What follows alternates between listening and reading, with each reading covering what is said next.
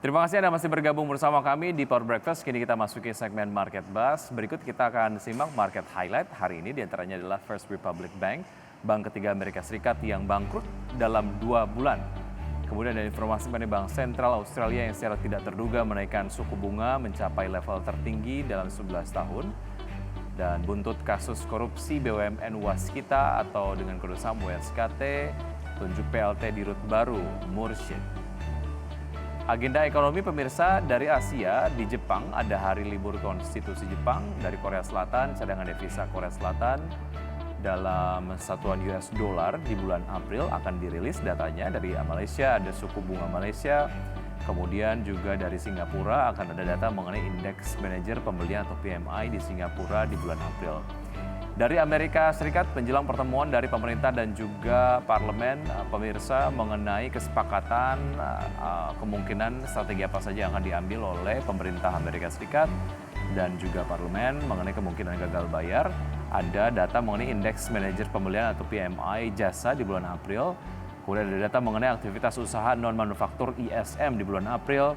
Dan ada data mengenai inventory minyak mentah Amerika Serikat.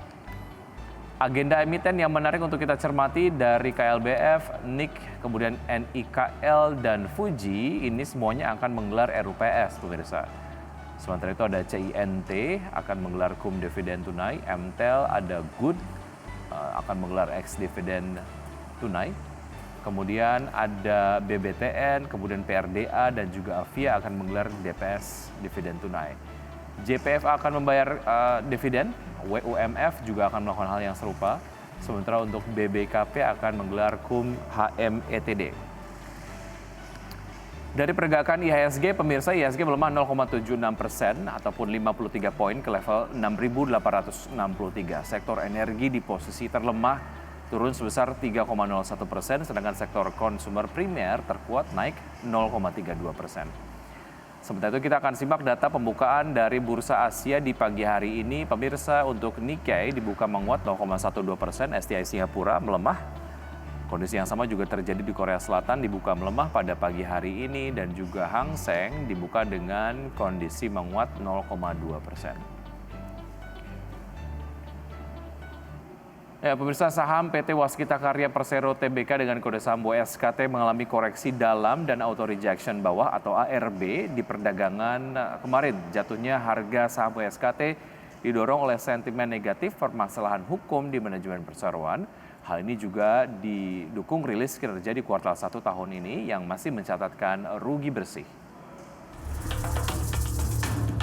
Dikutip dari data RTI pada pembukaan perdagangan Selasa, PT Waskita Karya Persero Tbk jatuh auto rejection bawah 6,09% di level Rp216 per lembar saham. Sebelumnya pada penutupan perdagangan Jumat pekan lalu, saham Waskita ditutup di level Rp230 per saham. Hingga penutupan di sesi pertama Selasa siang, harga saham WSKT masih bergerak di level Rp214 per saham.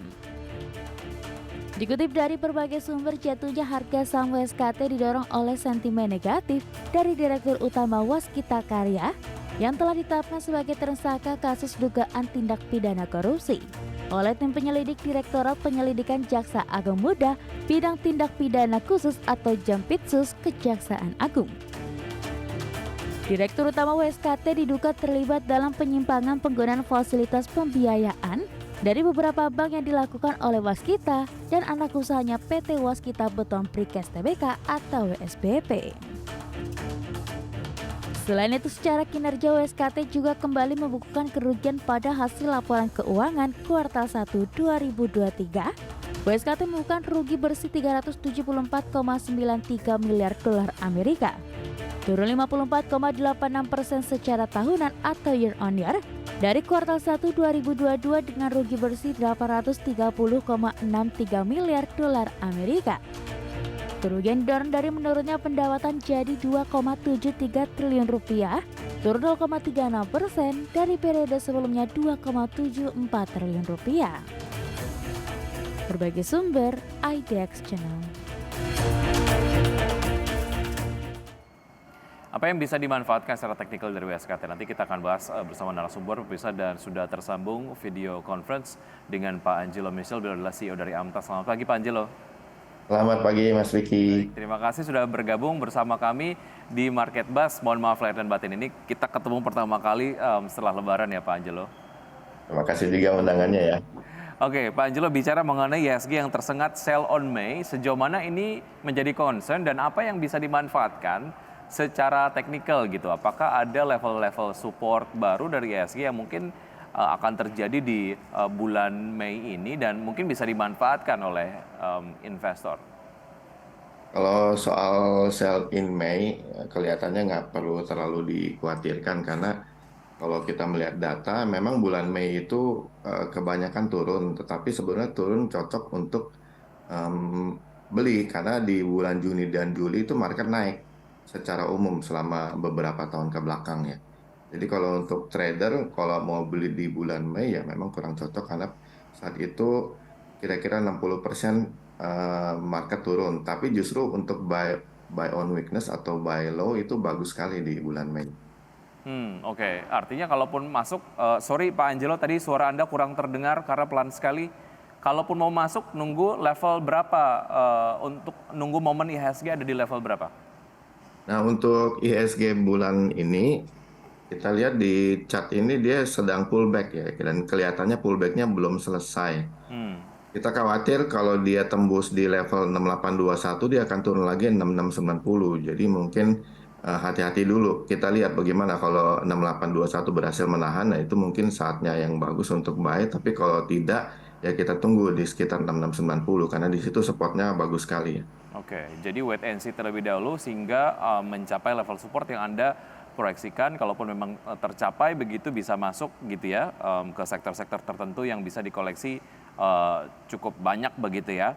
Oke, Ya. Pak Angelo, kalau kita lihat dari sentimen sendiri di Eropa, bursa Eropa kemudian ini juga tersengat sentimen pelemahan dari sektor energi yang cukup signifikan. Begitu juga yang terjadi di Indonesia begitu ya. Kita akan lihat sebetulnya kalau saham-saham berbasis energi, apa yang bisa dimanfaatkan secara teknikal, Pak Angelo? Saham-saham berbasis energi, saya tidak lihat secara spesifik sih. Tapi kalau misalnya kita mau buka satu saham, misalnya apa nih Mas Vicky? Oke, kita akan lihat saham-saham berbasis energi untuk batu bara misalnya. Adaro. Eh, Sama apa ya misalnya? Adaro. Adero. Ya. Nah, untuk Adro saat ini masih tertekan ya. Baik. Kira-kira tanggal 26 April itu ada penjualan cukup besar. Kita khawatir dia akan turun ke sekitar 2.800. 2.800 ditunggu saja ke level itu sebagai level support yang menarik untuk bisa masuk ke Adaro begitu ya. Ya. 2980 masih terlalu mahal? Oh, itu masih cukup mahal ya karena baru konfirmasi jualan. Oke. Secara target price sendiri untuk Adaro dilihat dari indikator teknikalnya akan ada di level resistance berapa Pak Angelo? Sebetulnya waktu dia berjualan kemarin itu sudah hasil dari resistance 3130 ya, Adaro. Dia sempat tembus sedikit tapi kelihatannya nggak kuat, akhirnya close-nya tidak bisa melebihi itu. Maka dia langsung drop karena memang kuat penjualan di situ. Oke, baik. Artinya untuk apa namanya yang direkomendasikan untuk bisa trading adalah Adaro, tapi kemudian kalau memang sudah masuk ke level support yang tadi Anda sampaikan ya. Ya, Oke. lebih aman. Baik, MEDC seperti apa? Level terakhir di 960, bicara mengenai sentimen dari sektor energi yang juga mungkin mengalami pelemahan begitu ya. Di penutupan perdagangan kemarin MEDC juga melemah. Nah, Anda melihat MEDC secara teknikal seperti apa, Pak Angelo? Kelihatannya MEDC ini lebih buruk ya daripada Adaro karena terjadi 2 kali penjualan besar itu di awal April dan pertengahan April. Ya, dan supportnya saya tidak melihat ada support yang cukup kuat di bawah. Jadi ini mungkin kita harus pertimbangkan jangan masuk dulu ya dalam portfolio kita. Baik, oke. MEDC jangan dilirik terlebih dahulu karena ada potensi pelemahan yang lebih lanjut begitu ya? Ya, betul. Oke. Secara support dan juga resistance, Anda melihat di level berapa kira-kira? Level yang mungkin cukup reasonable lah. Kalaupun mungkin investor ini cukup menyasar sektor-sektor berbasis energi sedang dilanda pelemahan gitu, ingin masuk di level yang paling menarik. Untuk MEDC bisa di level berapa supportnya menurut Anda? Untuk support, nah problemnya ini karena memang penjualan cukup besar, kita tidak ketemu support yang cukup memadai untuk bisa counter Baik. penjualan yang besar itu. Jadi kelihatannya kita tuh, oh di sini ada memang di sekitar 890 ya. Tapi itu pun nggak besar juga ya, pembeliannya sangat kecil. Oke. Kekuatan untuk menahan penurunan. Baik, secara potensial, secara teknikal maksud saya, ada potensial upside yang menarik untuk bisa dicermati dari MEDC?